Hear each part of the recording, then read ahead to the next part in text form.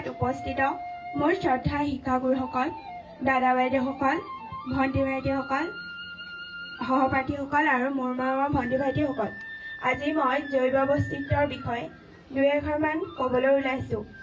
কাজিৰঙা ৰাষ্ট্ৰীয় উদ্যান এটা খড়গড়যুক্ত গড়ৰ বাবে পৃথিৱী বিখ্যাত কাজিৰঙা অসমৰ গোলাঘাট আৰু নগাঁও জিলাৰ 430 বৰ্গ কিলোমিটাৰ এলেকা আগুৰি থকা এখন ডাঙৰ বনভূমি। গুৱাহাটীৰ পৰা পূবে 217 কিলোমিটাৰ দূৰত্বত অৱস্থিত কাজিৰঙাই হ'ল ৰাষ্ট্ৰীয় উদ্যানৰ স্বীকৃতি পোৱা অসমৰ প্ৰথমখন বনভূমি। এই ৰাষ্ট্ৰীয় উদ্যানৰ স্বীকৃতিৰ কথা কওঁতে এগৰাকী ব্ৰিটিছৰ মহিলা প্ৰসংগ আহি পৰে।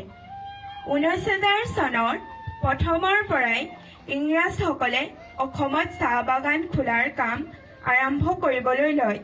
তেতিয়া ইংৰাজসকলে আমোদ প্ৰমোদৰ বাবে বহুতো জীৱ জন্তুক হত্যা কৰিছিল আৰু বহুতো প্ৰাণীক নিজৰ বাগানৰ মাটি উলিয়াবলৈ যাওঁতে হত্যা কৰিছিল।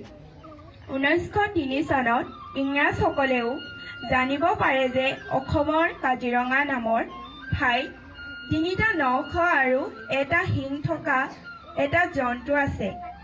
এই কথা ইংলেণ্ডত থকা ব্ৰিটিছ প্ৰকাশক লৰ্ড কাৰ্জনৰ পত্নী লেডি মেৰী ভিক্টোৰিয়া কাৰ্জনে জানিব পাৰে আৰু এই জন্তুটোকে চাবলৈ তেওঁ 1905 চনত কাজিৰঙালৈ আহে। দুৰ্ভাগ্যবশত তেওঁ কাজিৰঙাত উক্ত জন্তুটো দেখাৰ সৌভাগ্য নহ'ল, কিন্তু জন্তুটোৰ ভৰিৰ খোজহে দেখিবলৈ পালে। অৱশেষত তেওঁ ইংলেণ্ডলৈ ঘূৰি যায় আৰু লৰ্ড কাৰ্জনক জন্তুবিধৰ সংৰক্ষণৰ কথা চিন্তা কৰিবলৈ কয়। ফলস্বৰূপে